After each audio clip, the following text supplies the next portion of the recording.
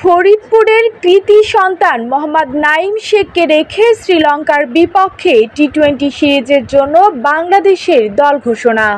বাদ পড়লেন নাহিদ রানা এবং নাজমুল হোসেন শান্ত। আগামী 10, 13 এবং 16 জুলাই 3টি টি-20 ম্যাচ খেলবে বাংলাদেশ।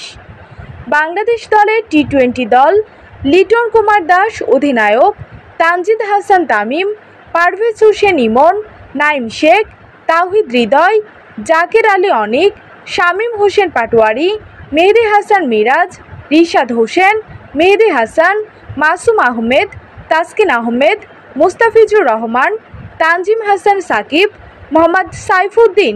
চন্দনা 24। মনোরম পরিবেশে মধুখালী উপজেলার রামদিয়া বটতলায় অবস্থিত সান ভ্যালি পার্ক ও রেস্টুরেন্ট।